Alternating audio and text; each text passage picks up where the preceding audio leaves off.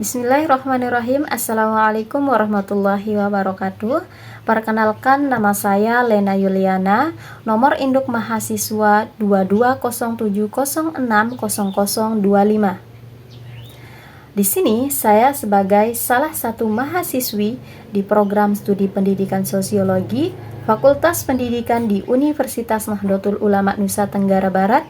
Kebetulan sekarang saya sedang menempuh di semester 6. Baik teman-teman, tujuan dibuatnya video ini tidak lain dan tidak bukan untuk memenuhi salah satu tugas ujian akhir semester dari mata kuliah Sosiologi Hukum, yang mana mata kuliah ini diampu oleh Bapak Lalu Didi Apriawan MPD. Pada kesempatan ini, saya mengambil judul yaitu Isu Geopolitik dan implikasinya terhadap kawasan dan dunia. Dalam hal ini, di sini kita sudah mengetahui, kita sudah melihat, mengamati dari berbagai media sosial kita. Tentunya tidak lain tidak bukan yaitu tentang perang Iran dan Israel. Mengapa perang Iran dan Israel ini termasuk ke dalam geopolitik? Mari kita kupas. Apakah itu geopolitik? Jadi, menurut dari sumber yang saya dapat di dalam Wikipedia bahwa geopolitik adalah studi tentang hubungan antara geografi dan politik, serta bagaimana faktor-faktor geografis seperti lokasi, sumber daya alam, dan iklim yang mempengaruhi kebijakan dan strategi politik suatu negara atau wilayah. Jadi, yang sudah saya bacakan tadi, yang saya pahami bahwa geopolitik adalah studi tentang bagaimana hubungan antara geografi dan politik, serta geopolitik itu sendiri mempelajari bagaimana faktor-faktor geografis seperti lokasi, sumber daya alam, dan iklim yang mana bisa mempengaruhi sebuah kebijakan di suatu wilayah atau negara.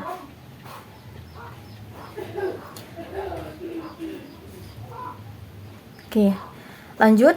Ada beberapa aspek yang dipelajari oleh geopolitik itu sendiri. Nah, dari sini kita mengetahui mengapa perang Iran dan Israel itu termasuk dia ke dalam geopolitik. Jadi, yang pertama, geopolitik itu mempelajari tentang lokasi dan posisi yang strategis. Nah, maksudnya di sini adalah geopolitik itu membahas atau mempelajari tentang lokasi dan posisi geografis. Di sini, bagaimana lokasi suatu negara atau wilayah dapat mempengaruhi sebuah kebijakan dari suatu wilayah atau negara. Jelas? Sekali lagi, bahwa geopolitik itu mempelajari lokasi dan geografis dari suatu negara atau suatu wilayah. Jadi, bagaimana sebuah lokasi atau suatu wilayah dari posisi dan geografisnya itu bisa mempengaruhi kebijakan dari suatu wilayah maupun negara. Yang kedua, geopolitik membahas tentang sumber daya alam. Maksudnya, di sini bagaimana sumber daya alam seperti minyak, gas, kemudian mineral itu juga dapat mempengaruhi kebijakan suatu wilayah maupun suatu negara. Selanjutnya yang ketiga, dari geopolitik itu sendiri mempelajari tentang bagaimana iklim dan perubahan lingkungan yang terjadi di suatu wilayah maupun suatu negara yang dapat mempengaruhi sebuah kebijakan. Selanjutnya, ada batas wilayah dan teritorial.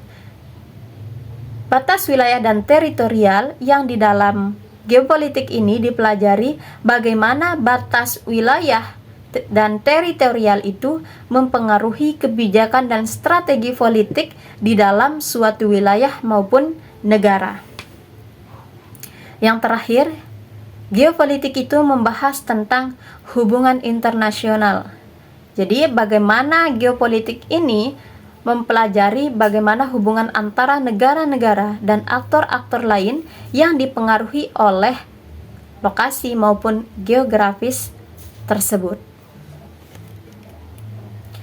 Oke, jadi kesimpulannya bahwa geopolitik itu mempelajari 5 hal. Yang pertama ada namanya lokasi dan posisi yang geografis. Yang kedua adalah sumber daya alam. Dan yang ketiga adalah iklim dan lingkungan. Yang keempat adalah batas wilayah dan teritorial. Dan yang kelima adalah hubungan internasional. Kita lanjut bahwa ada beberapa hal yang menjadi latar belakang terjadinya perang Iran dan Israel. Menurut Wikipedia, bahwa salah satu di antara penyebab atau latar belakang yang menyebabkan terjadinya perang Iran dan Israel, yang pertama adalah Iran dan Israel memiliki hubungan yang tegang sejak revolusi Iran pada tahun 1979.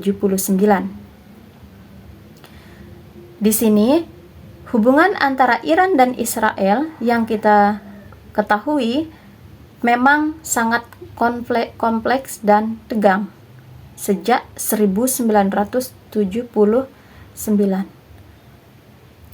Berdasarkan penjelasan dari Wikipedia, bahwa sebelum 1979, revolusi Iran pada 1979, Iran dan Israel memiliki hubungan diplomatik yang sangat baik.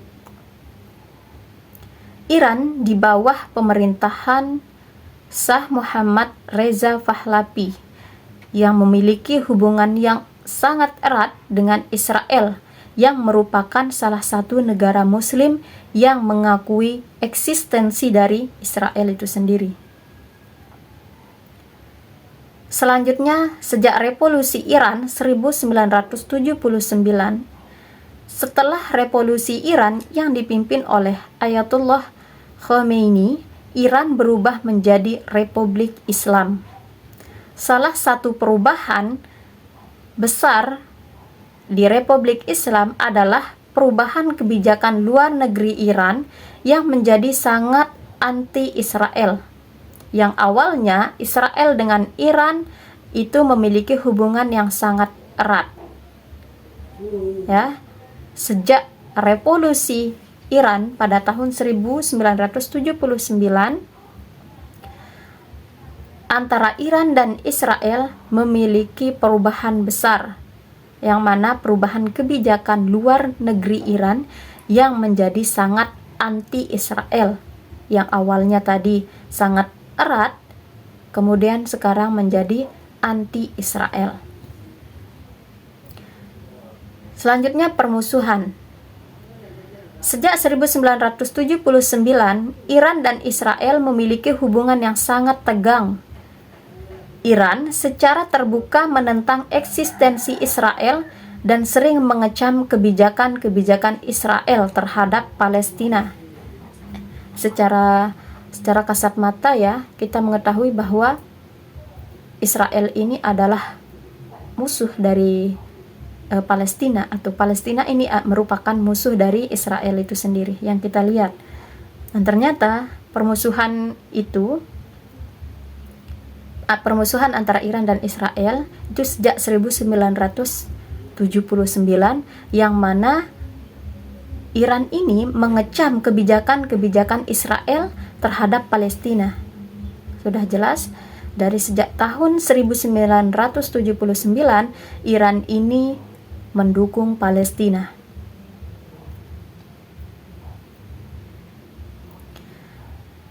Di sisi lain, Israel melihat Iran sebagai ancaman bagi Israel karena program nuklir Iran dan retorika anti-Israel yang keras dari pemimpin-pemimpin Iran. Selanjutnya adalah program nuklir Iran. Salah satu titik konflik utama antara Iran dan Israel adalah program nuklir Iran. Israel khawatir bahwa Iran akan menggunakan program nuklirnya untuk mengembangkan senjata nuklir yang menurut Israel akan menjadi ancaman langsung bagi keberadaan Israel itu sendiri. Iran menyatakan bahwa program nuklirnya adalah tujuan damai, tetapi Israel dan banyak negara barat lainnya tetap skeptis. Ya, maksudnya Iran menyatakan bahwa program nuklirnya itu adalah untuk tujuan damai, sedangkan Israel dan negara-negara barat lainnya itu kebalikan daripada itu. Oke. Selanjutnya, latar belakang yang kedua, terjadinya perang Iran dan Israel yaitu perselisihan ideologi, politik, dan militer. Yang ketiga, latar belakang yang mempengaruhi terjadinya perang Iran dan Israel yaitu persaingan pengaruh di kawasan Timur Tengah. Jadi ada 3 hal yang mempengaruhi latar belakang terjadinya perang Iran dan Israel. Dari yang pertama adalah Iran dan Israel awalnya memiliki hubungan yang sangat erat sebelum revolusi di 1979, akan tetapi setelah direvolusinya bahwa Iran dan Israel itu memiliki hubungan yang tegang. Yang awalnya Iran dan Israel itu hubungannya sangat erat, disambut lagi pada setelah terjadinya revolusi 1979 bahwa Iran dan Israel ini memiliki hubungan yang sangat tegang. Selanjutnya, perbedaan penyebab Iran dan Israel melakukan perang. Ada namanya penyebab konflik. Peperangan antara Iran dan Israel merupakan sebuah konflik yang mana penyebabnya antara lain yang pertama tentu perbedaan ideologi. Yang mana tadi kita sudah tahu dari latar belakangnya bahwa Iran itu sejak di revolusi dia anti Israel. Dia mengecam kebijakan-kebijakan Israel terhadap Palestina. Yang kedua adalah program nuklir Iran, yang mana program nuklir Iran yang sebenarnya bahwa Iran menganggap program nuklir itu untuk berdamai, ya, tujuannya itu untuk damai, sedangkan pihak Israel dan negara-negara barat seperti yang kita tahu pada latar belakang yang tadi. Baik, selanjutnya yang kedua, penyebab konflik antara Iran dan Israel yang kedua adalah program nuklir Iran, yang mana program nuklir dari Iran ini dianggap sebagai ancaman untuk Israel. Jadi dari latar belakang yang tadi kita jelaskan, yang saya pahami bahwa salah satu program nuklir Iran ini menjadi ancaman bagi Israel itu sendiri. Padahal adanya program ini, Iran itu tujuannya untuk damai, sedangkan dari Israel dan negara-negara barat lainnya itu dia menganggap program ini menjadi ancaman bagi negara mereka. Selanjutnya ada dukungan Iran terhadap kelompok seperti Hizbullah dan Hamas.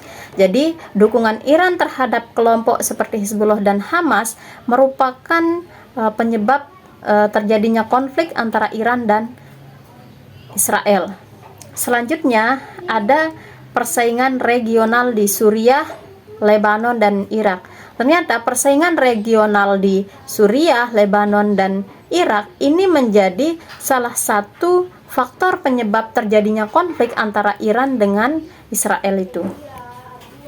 Selanjutnya ada di sini kronologi ketegangan, ya, ketegangan antara Iran dan Israel, di mana pada tahun 2006 Israel itu berperang dengan Hizbullah, yang mana Hizbullah ini proksi Iran.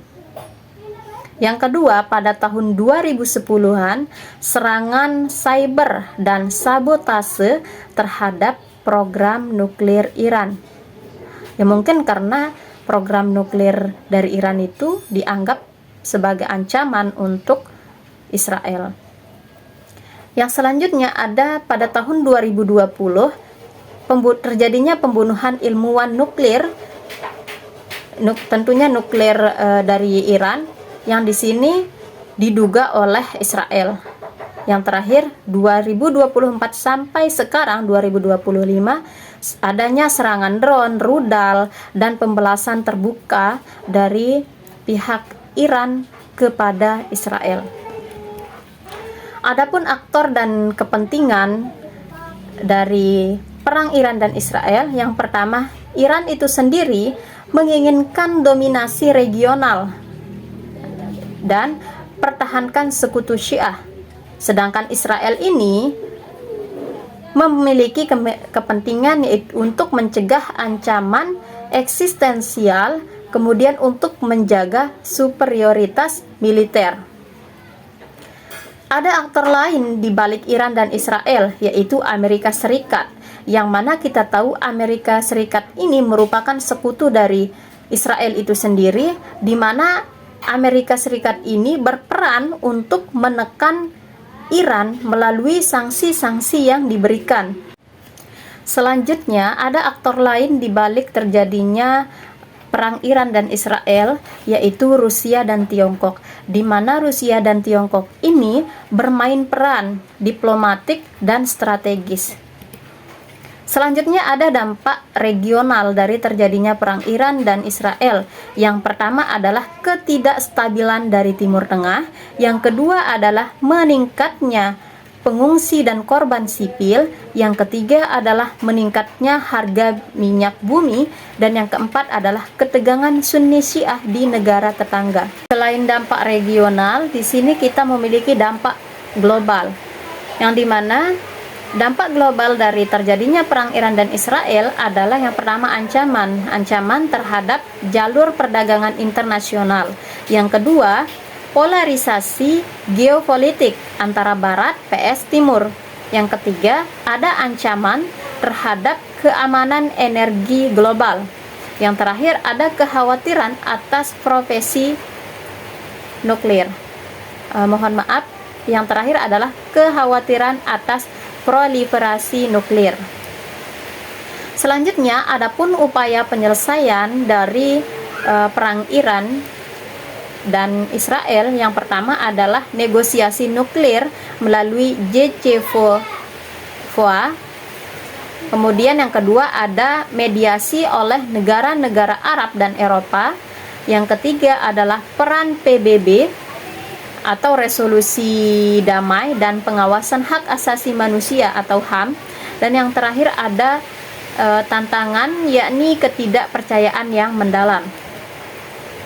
Adapun kesimpulan dari hasil presentasi yang saya bawakan hari ini, yang pertama adalah konflik Iran dan Israel atau peperangan Iran dan Israel. Ini yang kita tahu dari latar belakang tadi, bahwa sangat kompleks dan menegangkan ya.